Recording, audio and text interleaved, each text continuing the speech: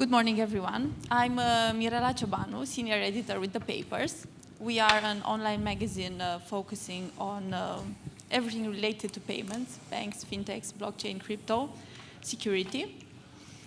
And today we are going to talk about Cbdc.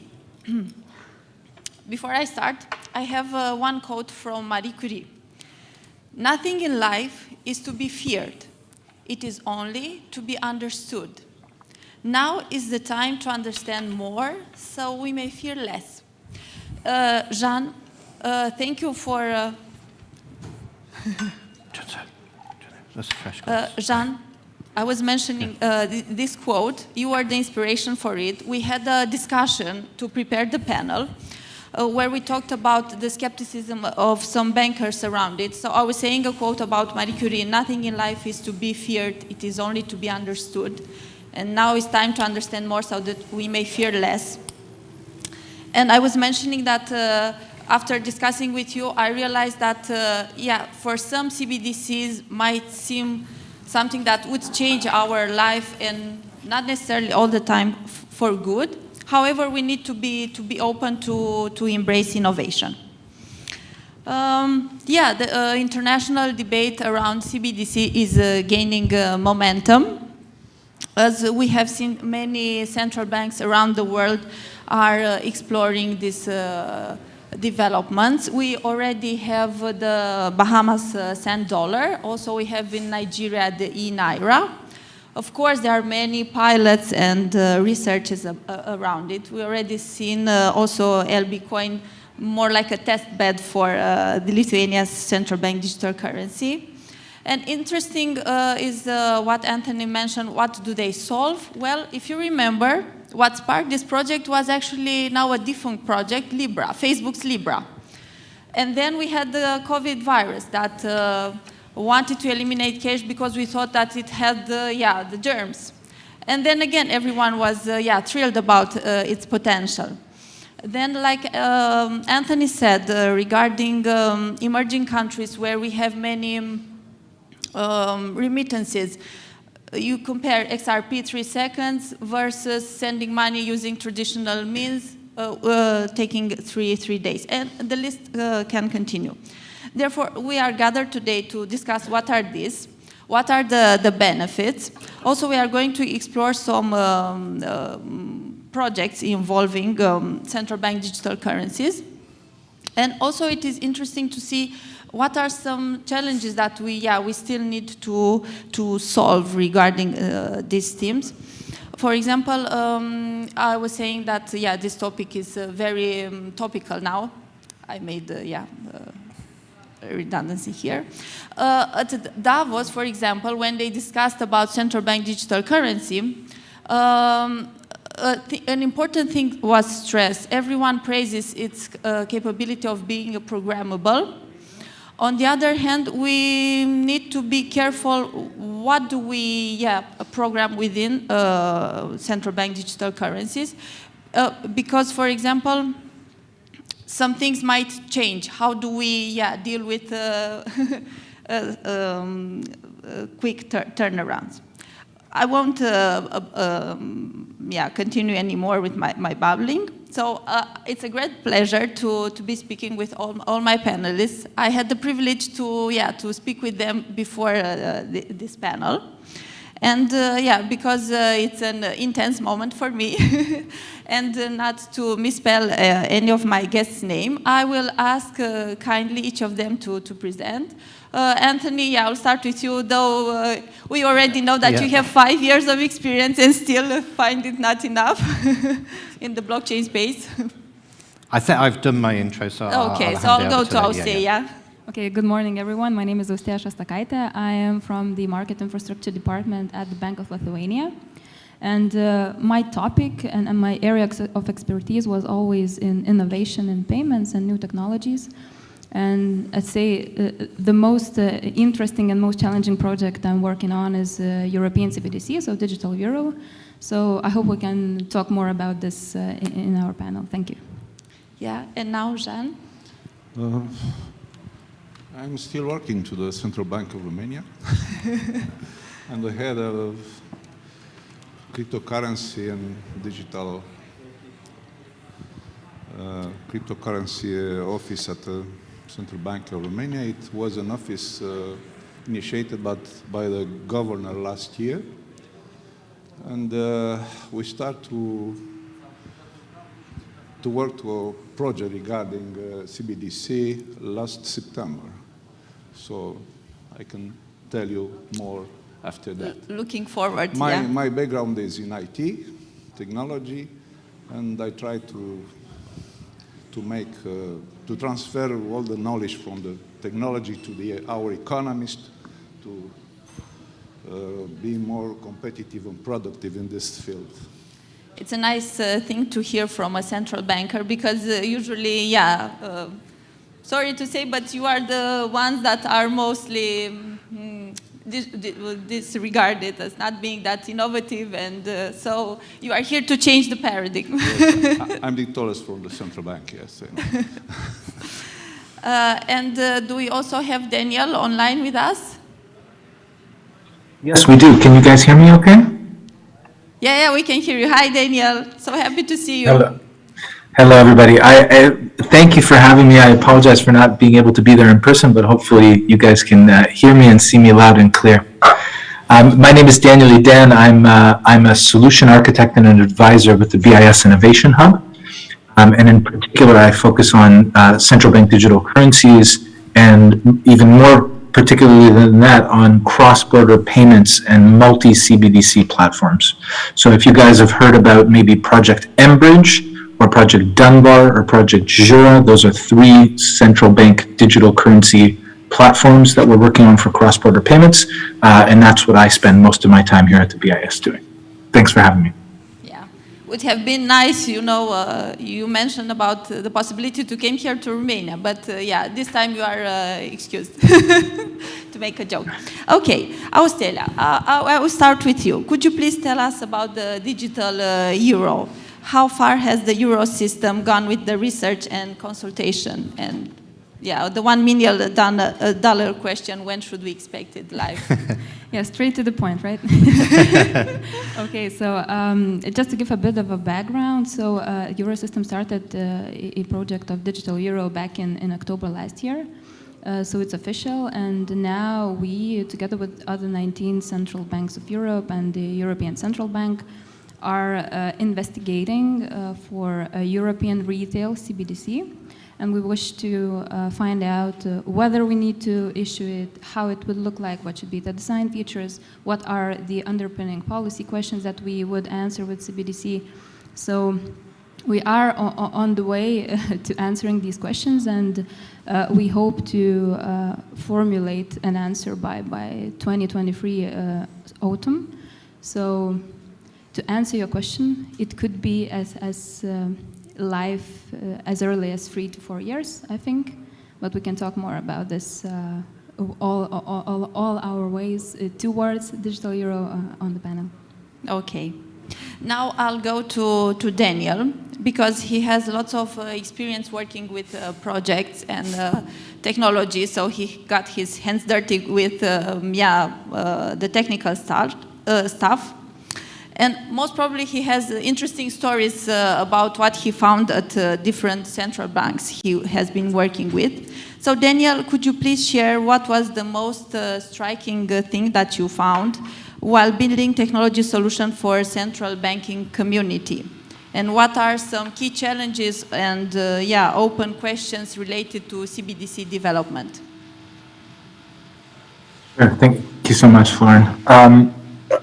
So that's a hard question to answer, but I'll take my best shot. I think that one of the most surprising things about working in this space is that every central bank is very, very different, and the circumstances that every central bank is building within are very different. I think the exception is maybe the Eurozone, where you have a group of central banks working together on a single currency. But in a general sense, when you move around the world and you look at the requirements that are needed to build a CBDC in each kind of sovereign jurisdiction, they vary a lot depending on whether you're in an emerging economy or otherwise, which region in the world you're in. And I think that at the BIS, we have a good perspective on that just because we cover such a large part of the globe. Some of the challenges, I think the challenges I would split up depending on whether you're talking about wholesale payments or retail payments. So to reference the work that's being done in the Eurozone, that's a retail payment, that's a retail CBDC, meaning that it's made for everyday businesses and users. And I think some of the challenges there are particularly around the last mile, the last mile infrastructure, meaning getting the CBDC into the hands of the users, into being accepted by merchants, and then looking at things like privacy, scalability, security, things like that are inherently a problem of scaling, they're a problem of mass adoption, and they're somewhat kind of tail end problems. So they happen at the extreme, but they're very, very important. When I think about wholesale payments, the issues there are a little bit different. The issues there are primarily around kind of financial market infrastructure and what it takes to replace or to rebuild our financial market infrastructures. It's a very, I would say in that context also the cross-border payments is a big issue, and that brings in the focus on interoperable payment systems and what happens when you have multiple CBDCs being issued in different parts of the world and how those things interact with each other.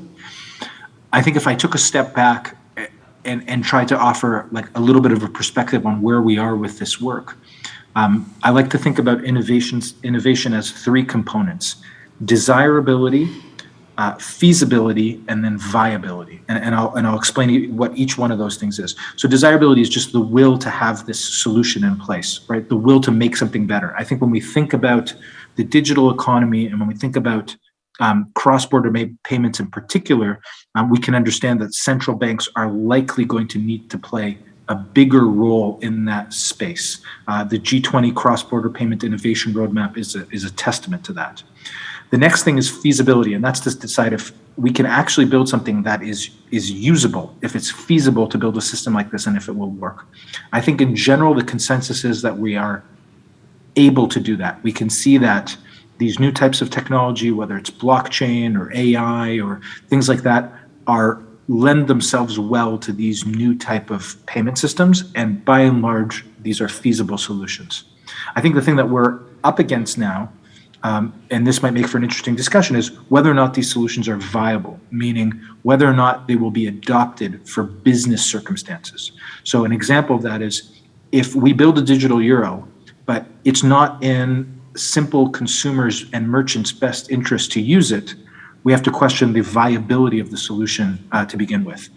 If we build a digital euro and a digital dollar and a digital yuan, and the cross-border payment liquidity FX rates aren't attractive, then the banks won't use it for cross-border payments, and then I'm not sure it matters that we built it at all.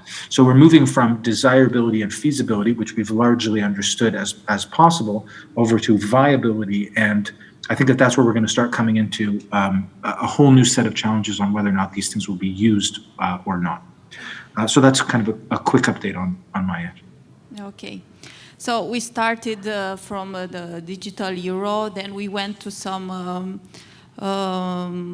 main features of CBDC systems regarding retail CBDC and wholesale CBDC. For retail, yeah, we mentioned challenges like acceptance by merchants, privacy, security, also challenges related to wholesale CBDC regarding payments infrastructure. So we have all this information, and narrowing down to Romania now. Jean, what is currently the Romanian National Bank doing in terms of CBDCs? I mean, if you relate to these challenges and these stories that have been told so far. And when should we expect one? Straight to the point, like Austeja mentioned. So, you know that... I think it's working. Closer to... You know that the other advanced central banks start to study this project with a decade ago, so we are now in some delay regarding the other project. We hope to recover this time with our colleague here and the others in the room. It's important that we try to understand a little bit the technology and to make a separation between technology and the business part, because it's very important. Generally speaking, the people are thinking that the technology can do anything, but technology only a platform to develop the business processes. So this is our role in this project to spread it out such kind of information to our stakeholder, to understand the difference between platform, digital platform, and the business. Yeah. It's very important. This project is based, that we started in September last year, is based on an open platform, and is based on effort of people hiding inside the banks. Where only 7 people there, and are based on the basic knowledge of our background in IT. So till now we didn't start to collaborate, to cooperate with other people, maybe in this room. And in the next future, I think that our leaders will decide to do that. What is important is that now we have an understanding of concepts, of technical elements regarding security, regarding legal aspects. And I think that now we can be good partners in dialogues with other people here who are very dedicated and specialized in this technology. As I said, now we are not afraid of technology, and this is very important to know the place where the technology is and where the business will be. I think that it was a great step for our bank to start in such a project, and it was an unexpected step in this time. And I'm very proud to be part of this project. So now the unknown is revealed, so we might not fear it more. But yeah, in terms of timeline, when should we expect like an official announcement, or like an official sign regarding a sign to our consumers regarding CBDC? You know, it's difficult to say that because we are at the beginning, and even my colleague here know that it's difficult to estimate the time. Yeah, it's true. It's true. For us, it's important to improve our acknowledgement and to be ready to start something, because you know that our central bank have to respect the rules of ECB, and it's very important to be in line with this with their project. With their project. Yeah. Okay, okay. So we take your response as an invitation for stakeholders, to join the Romanian CBDC project. Yeah. Yeah, now going to Antony. So Daniel in his presentation also said that it's important that CBDC has viability, feasibility, and desirability. So based on some of these discussions that we had so far, please tell us, what do CBDC solve? I mean, here is more about the viability. Will they be adopted? Why should consumers and businesses adopt them? Yeah. I think, as I mentioned before, focusing on the use case for a country and for the purpose of a CBDC is really important. And there's many uses of them, but the one for me, if I just take, rose-tinted future glass, future looking, and just, zen, and you go, why wouldn't you have a payment system where I can just get my wallet and pay Austeja 10 lei, just like that. And then Austeja pays for the drinks, or pays for her rent, or receives her salary. That's, for me, the ultimate goal. And one of the things that we do, and we've accepted as human nature, is we get paid monthly, okay? Why do we get paid every month? Does anyone know? Sorry? Because we work. No, but why do we only get paid once a month? Yeah, exactly.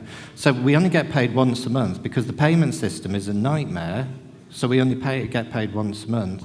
We pay our mortgages, our rents once a month. We pay our credit card. So we accept as humans, actually, why don't we move to a world where I can be paid, so James is the VP, so he pays me. So he can pay me now because I've just done some work. That's it. So I could go home. He's not going to pay me, but anyway. But the thing is, you could pay, and then if you take that down into micropayments and things like that, is you could have your insurance. So you drive your car. So my car's behind a gate in a garage. It's very unlikely, touch wood, to be stolen. But I pay the same insurance as if it's in the middle of the road or the middle of a car park. So why can't I have, a minimal insurance when it's secure?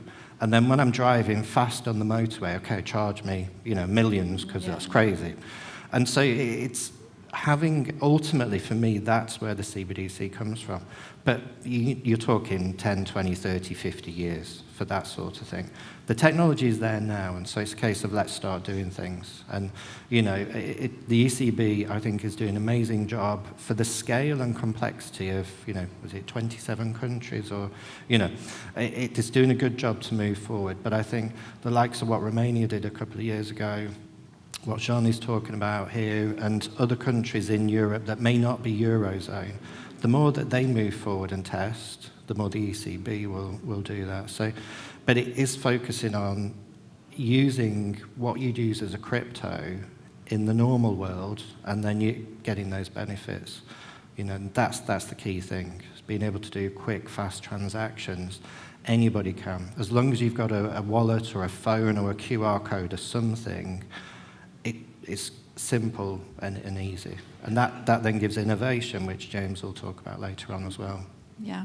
So in a way, I wanted to add some pepper there and ask you, why cannot James use mobile payments or open banking concepts and all this to enable payments as you suggested, or the use cases? But the fact then you all brought in the benefits of crypto, which go a bit more beyond what we already have. It's about the settlement of it. So I can. So I live in Portugal, and we have something called MB Way. So whatever bank account you do, if I've got your phone number, I can send you the money. And Revolut and things like that all do the same.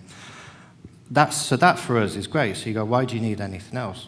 Well, that costs a lot of money in the background to run. So somebody in the payment system is going to have to pay for that. So either we're going to have to pay charges to Revolut or, so the crypto way, pure CBDC, DLT crypto, CBDC on DLT, would not have that cost and interactions, and that's where you then get to micropayment. So if we're making €1,000 payment, to be honest, it makes not that much difference, But if you want to pay me 0.001 cent, you can't do that today. Mm-hmm. So, it's about the speed and the finality of it. The system today, yes, does work. And remember as well, we're talking about Europe where, people are more financially aware.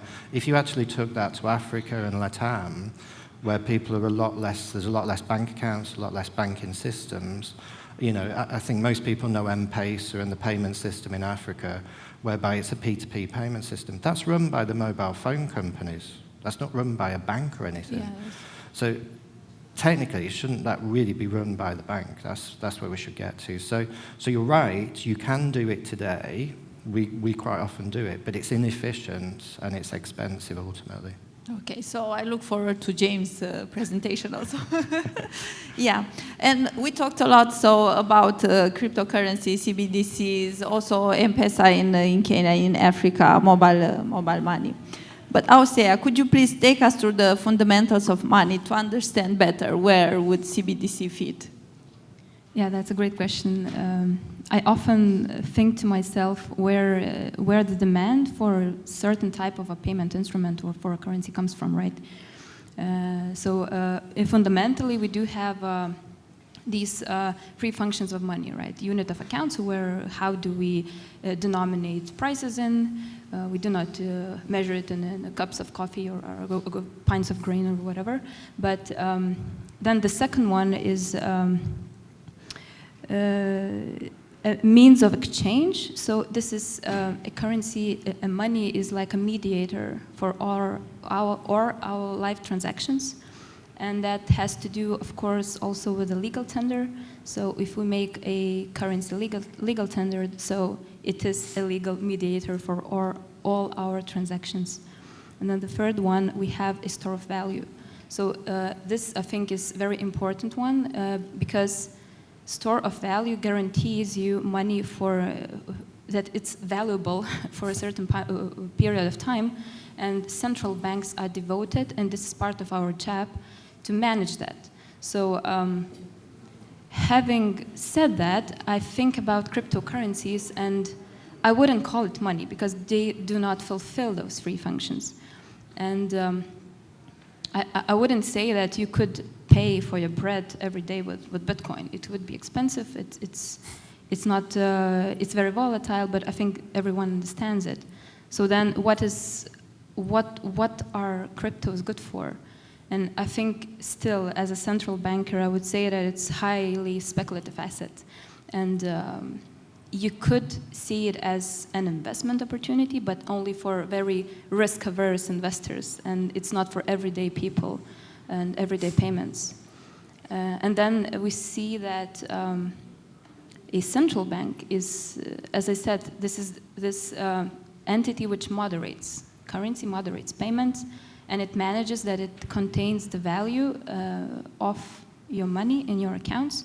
So this is where I see that central bank digital currency could bring value to people in the digital age, not only in the banknotes as we have them today, but also for the future use cases, which were mentioned by my colleagues many times before. So I think this is a nice picture where we can fit in all the assets, but I wouldn't say that cryptos and stable coins would be the base and, let's say, the anchor of our economic system. Okay. So we kind of position the CBDCs now, and you mentioned about the benefits. We talk mostly in theory, but now let's see from Jean, if we narrow down the discussion again, what benefits would CBDC bring to Romanians? I think that for many it's very important, in my opinion, to have a CBDC starting from the estimation that in Romania the internet is covering our territory 65%, as I remember. There are a lot of other people who doesn't have access to the internet, so we know that one of very important characteristic of CBDC is to be involved with the offline payments. It's very important for Romania. Mm-hmm. Also, in my opinion, we have to offer to the virtual space. Just hold the microphone up a bit. I don't know. No, just hold it nearer. I think you should be. Because they can't. Just. Yeah, also. I think that we have to offer to our young people involved in the virtual space, in the metaverse, digital currency, because it's very important. I see this offer like essential service, as we are sure now the digital, the cash for the rest of the people. So I think that is very important to give a sign to these young people that are staying and are spending a lot of time in metaverse, in a virtual space. So they don't have now the opportunity to buy and to use the crypto active like cryptocurrency. So it's very important. Imagine there are a lot of possibility for the fintech to create new service, to offer new possibility, and to add value to all activity in metaverse there. So it's very important if we are thinking to the metaverse today, we have to, in my opinion, so. I think that is a challenge to do something new, because we are talking about digital transformation, a digital society, and I think that normally, as a result, we need a digital currency. So I see that's normal necessity. It's a progress. So we talk about theory, like textbooks, but we actually need, the things to be educated on. Yes, it's a the playground. It's a natural path. So I am convinced that we have to do that. And what do you think? Is the Romanian public open to play around? Yes, the public. It's you know that Romanian people are very curious. They are trying a lot of things. So I trust in our people to assimilate very well a new product. So and the fintechs, I think that will be able to create a very good product if they want, and they can cooperate with us and between them. So So from what you mentioned in September back last year, the bank started more on retail Cbdc, but now you are mentioning fintechs. So work is also done in this area of wholesale Cbdc. We focus mainly on the retail part, because the wholesale Cbdc, I think that can be studied at other level. Okay. So there are other players that can be involved here. Your answer ties well into our next question, to see what the other players are doing, because now we're going back to Daniel, who is going to speak from an international perspective on cross-border wholesale CbdCs. What do they aim to achieve? Thanks, Florin. Maybe I can offer some quick insight on some of the topics that were discussed. I think it's really interesting just listening to the conversation here with the colleagues Austeja, Antony, and Jan. I think you guys all make great points. I think one thing that's important to emphasize is, what is the role of central bank digital currency, specifically in the broader ecosystem? And if I had to split that broader ecosystem up into 3 sections, I think we can think about central bank money, we can think about regulated commercial bank money, and then we can think about unregulated money that mostly is cryptocurrencies and things like that today. And I think the question, the best question to ask is, when we think about Cbdc, is what is the role that Cbdc can play that is important, that isn't fulfilled by commercial bank or regulated money or cryptocurrency unregulated money?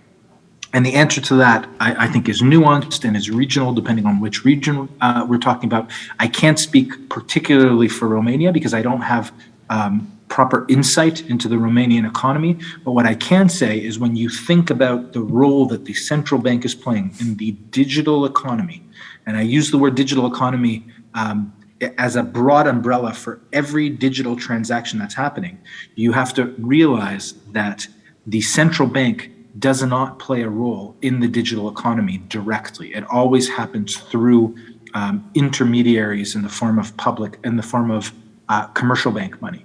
And that is ultimately a private function. So, meaning that if there's no reason to give you digital service, if you don't have credit history, or if you are underage, or if you have certain accessibility issues, the central bank simply can't extend their liabilities to you in a digital form. And I think that that's what we need to ask ourselves when we think about the role of digital currency, and I'm sure Austeja can talk about this at length, but when we think about a retail role of digital currency that's a liability of the central bank, I think it's very important for that to exist in the broader ecosystem of different forms of currency and money, whether they qualify as such, as per the unit of account, storage of value, and medium of exchange.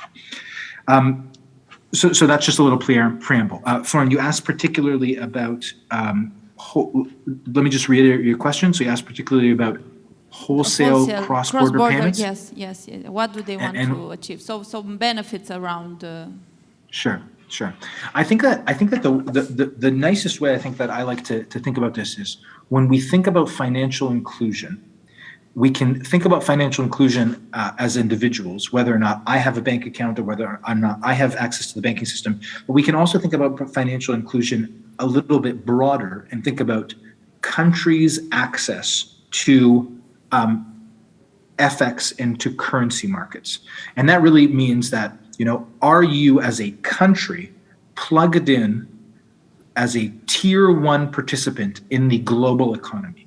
And I think when you look at the system today, it is clear that some countries have tier 1 access, meaning that they have a strong currency that's easily convertible with a lot of liquidity to global markets. And that has an impact on trade, that has an impact on capital markets, and that has an impact on domestic lending.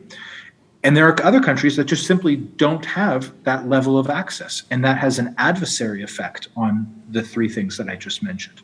So when we think about wholesale cross-border payments, the opportunity is to plug in countries into a global economy in a way that's more equal and in a way that enables more financial inclusion at a country level than what we have today. When we think about cross-border wholesale payments today, they generally work well, but like Antony was mentioning, in the retail context, they work well at a great cost.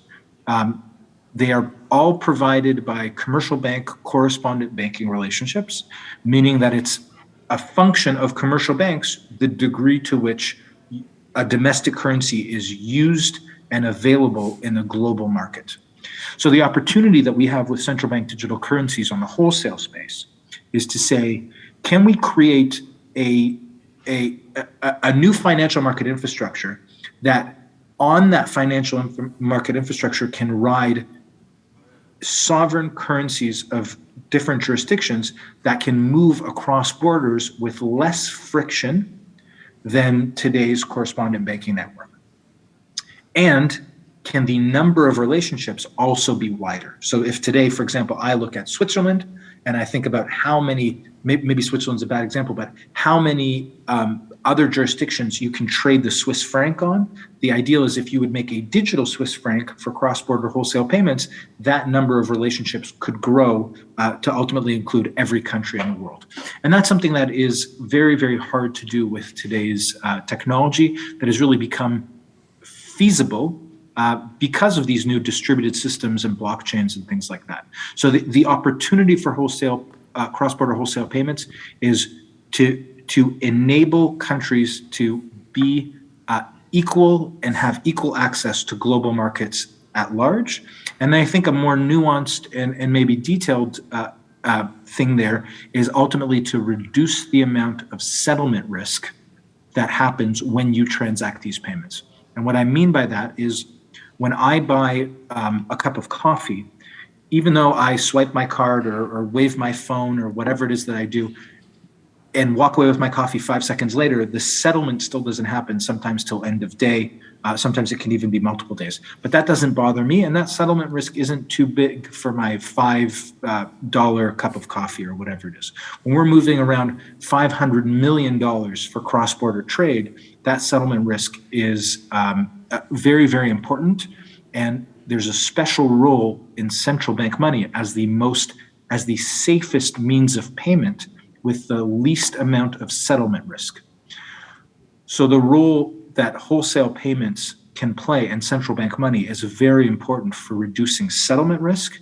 Today, there are different institutions that do that, primarily CLS that does that for the United States, but CBDC for wholesale cross-border payments can, in a way, do the function of SWIFT and CLS combined at a level that is inclusive globally. And I think that that's a very, very exciting proposition for the central bank community at large.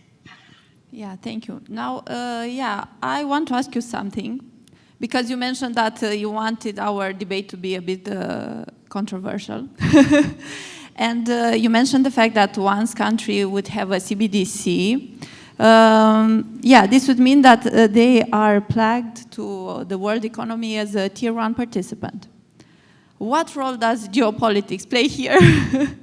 Because at the moment, payments can also be used as a mean of intimidating others, or also weaponizing them. I mean, bypassing SWIFT system by Russian oligarchs. Well, maybe this is a good opportunity for me to say that I speak only for myself, and I don't speak on behalf of the BIS. So I probably should have said that up front. I'd be very interested in what my colleagues have to say about this. But I think it is clear, both when you look at CBDCs and when you look at cryptocurrencies, these things can be used for good and for bad, depending on what side of the coin you fall on. The same way that crypto had been used to fund micropayments into Ukraine, it's been used to send money into Russia and vice versa. And I mean, the technologies aren't inherently good or bad, it's how people use them.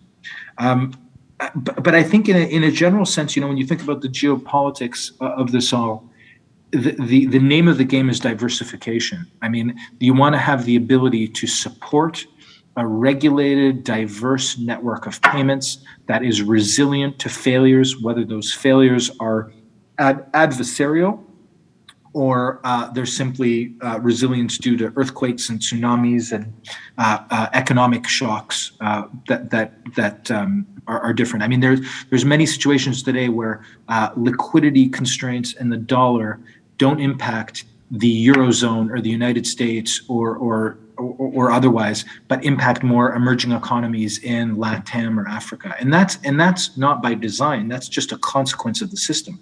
So if we had a more resilient system, everybody would be better off, independent of geopolitical constraints. And that's my personal opinion. Not to say that these things can't be used maliciously, because they absolutely can, but the hope is that by building these kind of regulated systems, the proper governance structures would be in place to make sure that they're used for good. I mean, we can't turn a blind eye today to everything that's happening in shadow banking and in other places in the world, using different systems as well. So, it's happening whether we like it or not. The question is, what role can central banks play to promote and advance the use of a regulated system that is aligned with the interests of the sovereign jurisdictions and the citizens at large? Oh, nice one. So diversification and I've thought about this before, I promise. You anticipated. This was a bonus question. It wasn't, our intention to. Exactly, because the next one was on Antony to, in a way, complement all our discussions around how everything converges: crypto, stablecoin, Cbdc's, and the benefits and risk.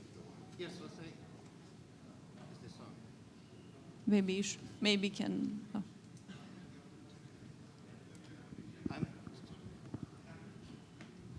Is this one on? No. Hello. There you go. 1 out of 3. There you go. I'd say it's like the crypto market. It just keeps going down, doesn't it?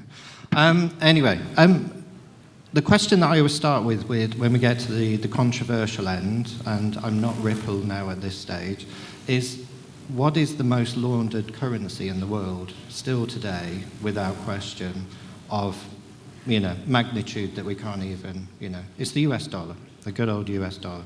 It's used for anything and everything, and rightly or wrongly, it's the way it is. And as Daniel says, the people that are doing that are still going to do it, and they're still going to use crypto. They're going to use the Cbdc. They're going to use stable coins. At the end of the day, bad people are always going to do bad things. What you've got to remember with DLT-based platforms is what I would say: trust and transparency. So you can trust the transaction and you can read it, okay? So you may not know who did what, but you know that, $1 million went from A to B. So you would know, for example, $1 million went from the Ukraine to wherever, or country to country. That you would be able to do easily. You can then track who did what where. Even with Bitcoin Network, if you actually look at all the hacks and all the illicit things that have happened, the FBI quite often goes to arrest the people that did it. Okay, so again, it's a very clear proof that using DLT is going to help this through tracking and transparency. But people are going to do bad things everywhere. And again, if we have a CBDC, at least that will be regulated people, regulated participants, or at least known people and known participants. Sorry, don't know what that was.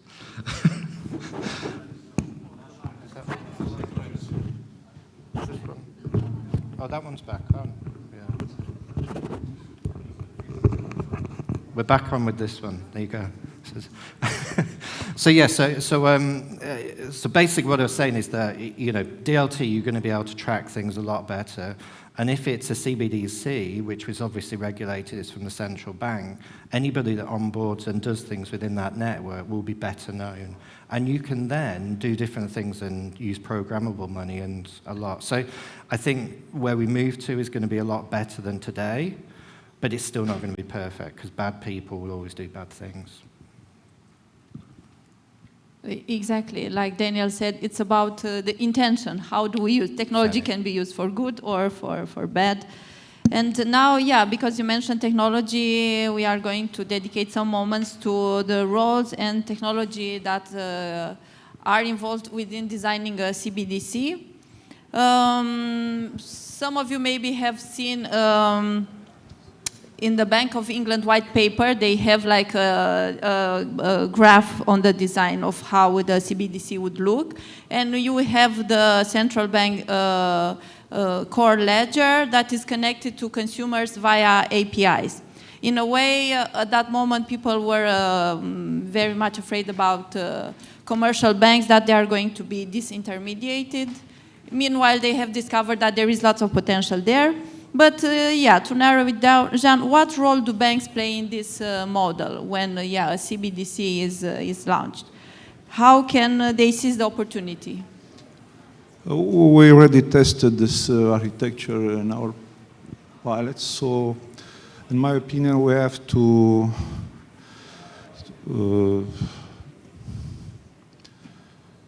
respect the architecture that you mentioned. So we have to keep apart the problem regarding QIC, AML, from the general ledger, who can be at central bank level. Also regarding scalability, it's okay regarding this architecture. So I think that it's a good idea to have two levels in such architecture. I don't know if you agree with that. But I cannot see an architecture with one level where a central bank can do anything. So it's not okay for the confidentiality, for privacy, and so on, and for scalability. And two-level architecture allows to the fintech companies to do a lot of things in this field. So I think that I agree with this kind of architecture. So Antony, regarding this two-level architecture, so what are the opportunities for participants? Yeah, I think, as Jean says, the central bank has a job as the central bank. they don't want to run, 20 million accounts or whatever, It's like, can you imagine if we all had, wallets with the central bank, it would be a disaster. And it just wouldn't be able to travel to the conferences. I would have to do the account opening for both people. Exactly. You think about the scale, it's impossible. And it doesn't make sense, actually. It doesn't make sense. So you do have the central bank issued and then through to commercial banks or regulated entities, as Daniel says there.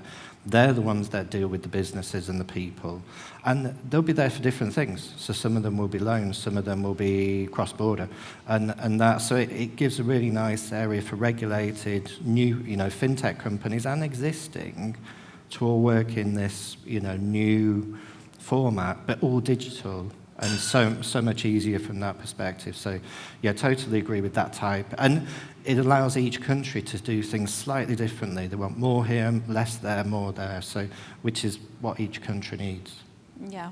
And Austeja, we talked about consumers, central banks, commercial banks, fintechs. But what about the regulators? What should they do? The role in all this ecosystem, when should they start performing their role? Yeah, I think the role of regulators is fairly important here, and I think what we should do is to ensure fair competition and level playing field for all the market participants, and that's exactly where I also advocate for this two-layer infrastructure where we have central banks issuing a Cbdc, and then we have a second layer of market participants distributing it to people. So the first one is ensuring fair competition, so we have to ensure competitive regulation for also traditional banks, but also newcomers. And then I think not even to mention is the financial and price stability that we should care for, having in mind all the context of stablecoins, CBDCs, cryptos, and whatever comes next. So this is the part where we play a strong role. And I think the third one, which we often forget, is consumer protection. Actually, central bank is heavily involved in even advocating for customers, and we often file, disputes within banks and customers. So this is a strong role for us, and I think it will increase having a CBDC in the economy. So I think this is the three main roles that regulators and supervisors should foresee in the future with CBDC as well. Okay. We won't talk that much about technology because you already mentioned about DLT's possibilities of traceability, faster payments, and therefore, we are going to end with what the future holds in terms of CBDCs. So I have a bunch of questions, but every one of my guests will select which one that is more visionary about it. So we have, what does the future hold in terms of CBDCs? Who will be the next one that goes live? This is also a question for the audience. What do you think? Is the digital euro, it's the US dollar, or it's the yuan? Will consumers like it or adopt it? When will CBDC enter the mainstream? And let's imagine that now it's 2027 or 2030. And is it like Antony said, Austeja invites us for a beer here in Bucharest using a Romanian CBDC. So each one of you selects the question, and we start with Austeja. Okay. Well, as much as I wanted to have a good eye for predictions, I'm a mathematician, so for me, good data is important and to forecast anything. But so CBDCs is an unprecedented move, right? So we do not have such data yet. So whatever happens, whether it's Europe or Sweden or USA or China moving first, I think that one of those big economies, if they launch CBDC, the rest might follow suit, and then we see what happens there. But what I believe is that no matter what the central banks do, they should not only maintain the status quo of the ecosystem, it should in best case scenario, enhance it. So there is a best value proposition for their countries, their customers, their private sector, their financial institutions. So it's not because it's a good trend now, let's do it. It's for providing value, right? And I guess for the end, I would like to hang you with a question, more like an anthropological one, because I saw this evolution of money throughout the history.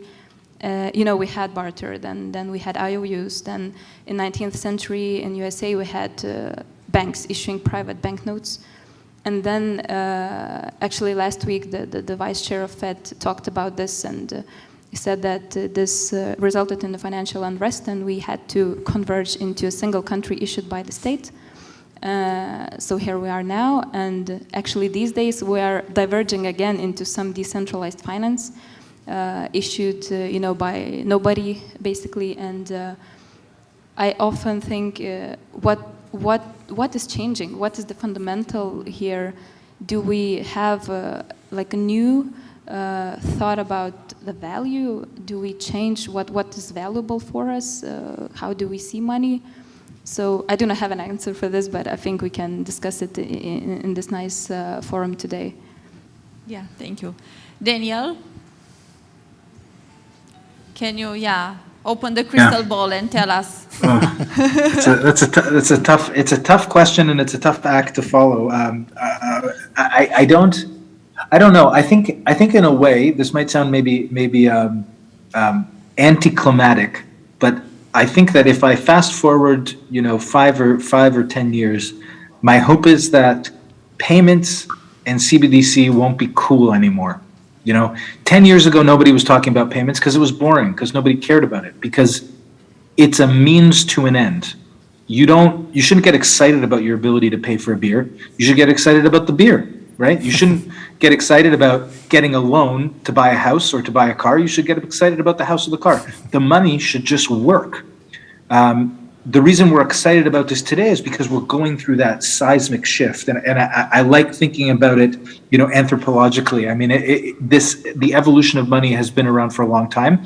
We've been living in a somewhat status quo for the last 75 to 100 years, and now we're in a decade of transition. But my hope is that if this is done well, and we're able to understand what role the central banks should play as issuers of M0 money and as regulators and supervisors of the broader financial system, if we're able to understand what role the public sector should play, what role the private sector should play, we should be able to unlock all this value in programmable payments and living in a more connected, accessible economy for everybody. I think what we all have to win is more growth and better financial health in a broad sense. And hopefully in 5 to 10 years, we don't see headlines of breaking news, new payment infrastructure. It just works, and we get to do the things that are unlocked by economic prosperity. And I think that's what we have to gain, and that's also unfortunately what we have to lose. So we should be very careful about how the system fragments and how we think about AML KYC requirements, and how we make sure that every jurisdiction is on par with every other jurisdiction, that there's no dollarization. And as these things get issued, it's done in a fair and equitable and do no harm type of way. I will refrain from making any predictions, though, so your guess is as good as mine. But I don't think it will be any of the 3 currencies that you named first. Let's put it that way. Anyway, you kind of predict something for me. I might look for another type of publication, since ours is focused on payments. In the next 5 to 10 years, I might have to write about something else. Mirela, it's a good time right now, but... Can I get a question to the gentlemen there and the lady? To Daniel? Yeah. Because... we have a question, Daniel. Okay, and for Mr. Bucur and all the others. Because we talk a lot about KIC, know your customer, about the superficial things, but we don't look to the deeper issues of monetary policy. So let's imagine that a central bank has to raise the principal interest in order to fight inflation. Would you design any project behind the stable coin to deal with the inflation, to support the banks, for example, central banks, to have a monetary policy tools in those wonderful coins?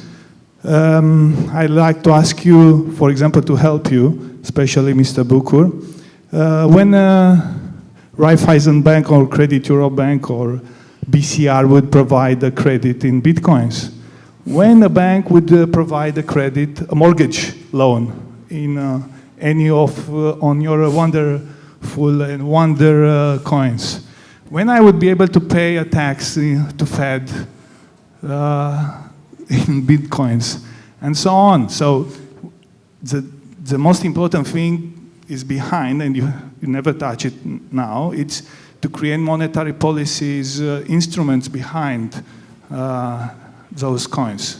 Do you have anything about that in mind?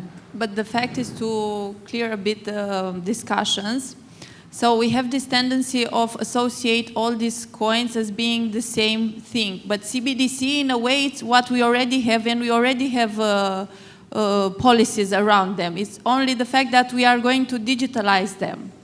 And yeah, talking about how is going to Bitcoin, crypto, and the others be embedded, I think this is another angle of our event. I think that the next panel discussions are going more deeply into these topics. But feel free. I think so. It's a good question to ask. How does the native traditional crypto fit with this, and how does it all work together? And why can't I pay for my bills in Bitcoin, XRP, Ethereum, etc.? Some countries you can. So some countries you can start doing that, etc. Because it's not really about the monetary policy. It's about just allowing people to do what they want. But the size of the crypto market and is nothing in comparison to the fiat market and the rest of it. So an inflation aside, because you could argue if you left your money in Bitcoin for the last 3 years, it'd be worth a lot more versus the dollar in any other currency completely. But is that going to happen over the next 5 to 10 years? Who knows? So there's risks with cryptos, native cryptos, but there's also benefits. And I think it's more about giving people the choices to do these sorts of things. But then on the other side, the governments, the institutions, whoever you pay the Bitcoin to or XRP needs to be able to receive it and then account for it. And that's probably the biggest issue. So it's not just monetary policy, it's the fiscal policy and the taxing policy that makes the difference. And so we're in this new world, as Daniel's mentioned, we're in a seismic shift on all of this. And I think the more that we can try little bits here and there that don't damage things, the better it comes. But, we're in an inflationary world. Technically, history would suggest that cryptocurrencies, gold and silver, should be doing well. They're not doing well at the moment, but maybe that's other reasons. Is gold and silver going to go up from here? If traditional finance metrics make sense, it is, but it's not at the moment.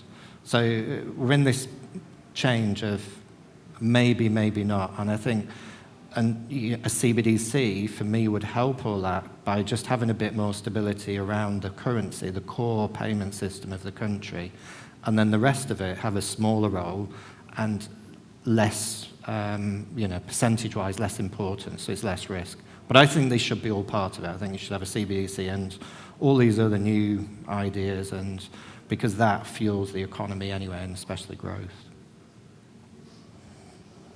So you see, it's a serious issue, because if we would have 80% of the monetary mass in cryptos, whatever coin, then we have to design a system to fight inflation and to also to implement other central bank specific mission it has in a country, yes, to supervise the banks, So it's quite complex, and we need to design starting from there when we talk about CBDCs, starting from there, from the mission of from the transmission mission of monetary system. That's about government policy and fiscal policy. We're not doing that. We're doing CBDCs. We're building CBDCs. There's different teams within banks and governments that deal with policy, and it's quite often not even the bank. It's obviously some of the other parts. So I think for us, this is about using the technology to make things better. The fiscal policy and regulatory policy and government policy still needs, exactly as you say. And that's why they're talking about regulating stablecoins now and whether Bitcoin's legal tender, etc. This is all this road that we're on, which is a quick road. You know, where I think a year from now we'd be sat here and there would be some regulations somewhere, hopefully in Europe and the US. And I think then we'll move forward quite quickly from there. Austeja, you wanted to compliment? Yes, I think I just wanted to highlight that CBDC is not a tool for monetary policy. We do have a monetary policy tools right now. They work well. We have commercial banks that transmit monetary policy. They create money. They create economy. And this should, it works well, and it should work well in the future. What we do see with the cryptocurrencies and stablecoins, they do pose risks. I mean, they could destabilize the economy if, let's say, a huge amount of users or financial institutions were to use it. But basically what we see, and I think this is topic for the next discussion, is how to regulate it and bring it to supervise it and bring them to follow the prudential requirements for all of the ecosystem. So, but the issue is not how do we make monetary policy through CBDC. It's not a topic. Jean, your crystal ball returning to...